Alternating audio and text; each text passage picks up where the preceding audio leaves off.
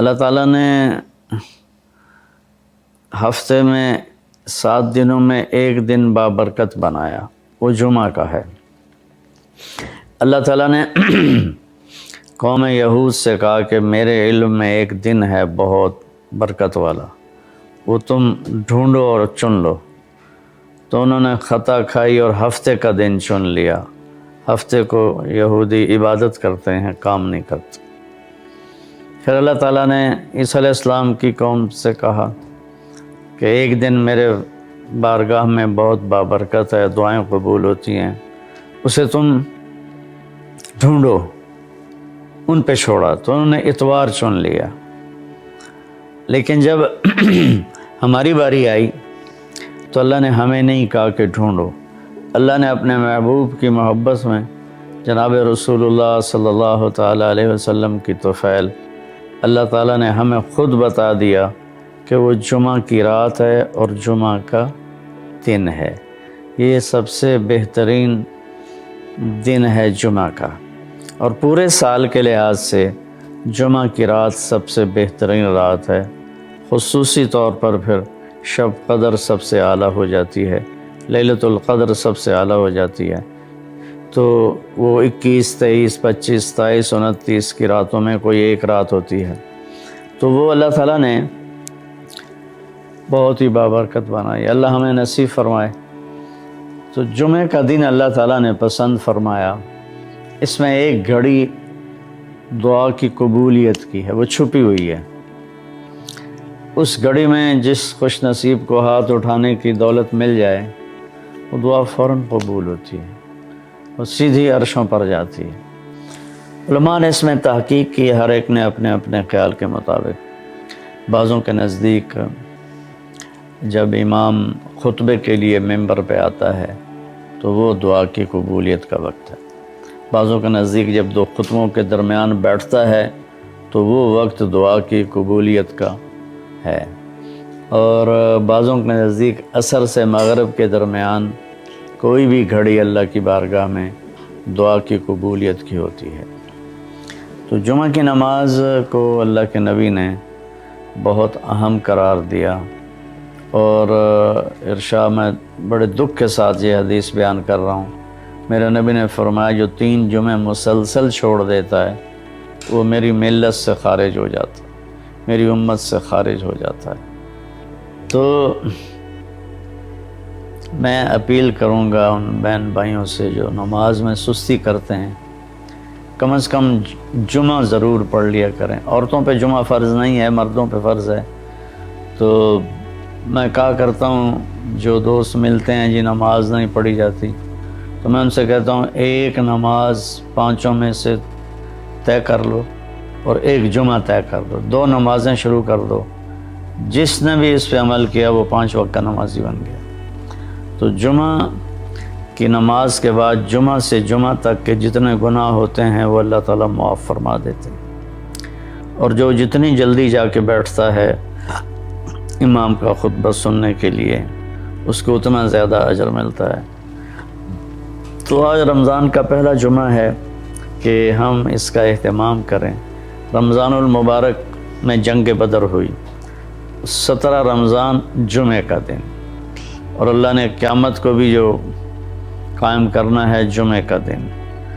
تو ہر دن اللہ کی بارگاہ میں بابرکت ہوتا ہے اگر ہم اس میں اللہ کی مان کے چل رہے ہیں، اور رمضان شریف میں خاص طور پر، اور پھر جمعہ ہو تو خاص طور پر اس میں ہم اپنے عبادت کو بڑھائیں۔ درود شریف جمعہ کے دن کا مبارک عمل ہے، کثرت سے درود شریف پڑھنا، اور 300 دفعہ جو درود شریف پڑھ لیتا ہے وہ کثرت میں شمار ہو جاتا ہے، اوپر کی کوئی حد انتہا نہیں ہے۔ ہمارے ایک رشتہ دار تھے، وہ انتقال ہو گیا، اللہ ان کو درجہ بلند کرے۔ وہ روزانہ ایک دن میں 10,000 دفعہ درود شریف پڑھا کرتے تھے، ہر وقت تسبیح ان کے ہاتھ میں ہوتی تھی، اور روزانہ 10,000 دفعہ درود شریف پڑھا کرتے تھے۔ تو میرے بہن بھائیوں، میرے عزیزوں، اللہ تعالیٰ نے ہمیں ہر نماز کی بڑی اہمیت بتائی ہے، ہر نماز کی، لیکن خاص طور پر جمعے کی بڑی فضیلت ہے، اور جمعہ بھی رمضان المبارک کا ہو تو اور زیادہ وہ باعث برکت ہے، قابل رحمت ہے، تو روزے کا بھی اہتمام ہو اور ساری نمازوں کا اہتمام فرمائیں، کوئی باجماعت پڑھنے کی کوشش کریں، کوئی جماعت سے رہ جائے تو پھر اس کو چھوڑیں نہیں، اسے ضرور پڑھ لیں کہ نماز کی اللہ تعالیٰ نے جتنی تاکید قرآن میں کی ہے اور کسی کی اتنی تاکید نہیں کی، اور اللہ تعالیٰ نے 10 دفعہ اقیم الصلاۃ اقیم الصلاۃ اقیم الصلاۃ وآتوا الزکاۃ، تو 10-12 دفعہ اللہ نے قرآن میں براہ راست حکم کیا اقیم الصلاۃ وآتوا الزکاۃ، اور ادھر اللہ پاک کی رحمت کے دروازے کھلے ہوئے ہیں،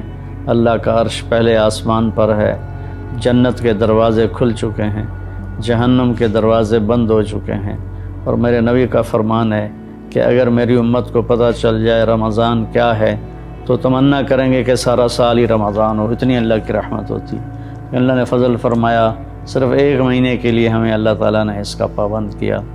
تو میرے بھائی بہنوں، اس مہینے کو قیمتی بناؤ، کسی سے ہم لڑے ہوئے ہیں ہم صلح کر لیں، مرنے والے سے پوچھو کہ لڑائی کا کیا نقصان ہوتا ہے، مرنے والے سے پوچھو دنیا کی دوڑ کا کیا نقصان ہوتا ہے، مرنے والے سے پوچھو ماں باپ کی نافرمانی کا کیا انجام ہوتا ہے۔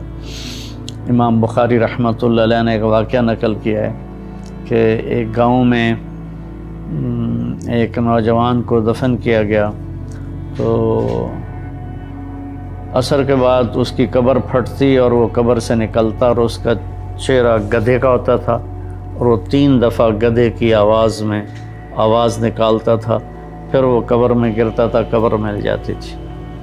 تو لوگوں نے اس کی ماں سے پوچھا کہ یہ کیا چکر ہے؟ تو اس کی ماں نے بتایا کہ شرابی تھا، شراب پیتا تھا، تو میں اسے روکتی تھی نہ پیا کر، تو وہ آگے مجھے کہتا تو کیا گدھے کی طرح آوازیں نکالتی رہتی ہے، مجھے نہ سنایا کرو۔ تو اللہ تعالیٰ نے تھوڑا سا اس کا انجام دکھا دیا کہ ماں باپ کو اس طرح تکلیف دینے سے کیا ہوتا ہے۔ تو بھائیو، ایک تو ہم نماز کو زندہ کریں۔ میرے نبی نے کہا جعلت قرۃ عینی فی الصلاۃ، نماز روزے سے بڑا فرض ہے، میری آنکھوں کی ٹھنڈک نماز میں ہے۔ اور جب آپ دنیا سے تشریف لے جا رہے تھے تو آپ نے پورے دین کو 2 لفظوں میں بیان کیا، ایک ہے حقوق اللہ، ایک ہے حقوق العباد، اور ایک ہے بندگی اور ایک ہے معاشرت۔ تو آپ نے فرمایا الصلاۃ، جب آپ دنیا سے تشریف لے جا رہے تھے آپ نے حضرت اماں عائشہ رضی اللہ عنہا علیہ السلام کے سینے پر یوں سر رکھا ہوا تھا، اس طرح کر کے ایسے، اور اماں عائشہ نے آپ کو سہارا دیا ہوا تھا، اپنے سینے پر لٹایا ہوا تھا۔ تو آپ فرما رہے تھے الصلاۃ وما ملکت ایمانکم، میری امت ایک نماز نہ چھوڑنا، اور ایک میری امت کے غریب طبقے پر رحم کرنا، ان کے ساتھ آسانی کا سلوک کرنا، ان پر سختی نہ کرنا، ان سے نرمی کا سلوک رکھنا۔ پھر الصلاۃ وما ملکت ایمانکم، نماز نہ چھوڑنا، نماز نہ چھوڑنا، نماز نہ چھوڑنا، اور آخری الفاظ بھی یہی تھے الصلاۃ الصلاۃ الصلاۃ، نماز نماز نماز۔ پھر فرمایا اللہم الرفیق الاعلی، اللہ نے زکوٰۃ فرض کی ہے تو زکوٰۃ نکالو۔ اب تو اتنے حالات ہیں کہ متوسط طبقہ بھی زکوٰۃ کا مستحق ہے، اپنے زکوٰۃ سے بڑھ کے نکالو، کیونکہ زکوٰۃ دینے والا بخیلوں سے تو نکل جاتا ہے، لیکن سخیوں میں داخلہ اس سے اوپر کرے گا تو 2,500 دے دیا نا 1 لاکھ میں سے، تو اب آپ پہ بخیل کا لیبل نہیں لگے گا، لیکن سخی کا بھی نہیں لگے گا، اوپر چوانی خرچ کرتا ہو تو ایک سٹیپ آپ آ جائیں، سخی بن کے زندگی گزارو۔ لوگوں پہ خرچ کرنے کا مزہ بہت ہے، جوڑنے کے مزے سے زیادہ لگانے کا مزہ ہے۔ تو رمضان آ رہا ہے، خرچ کریں۔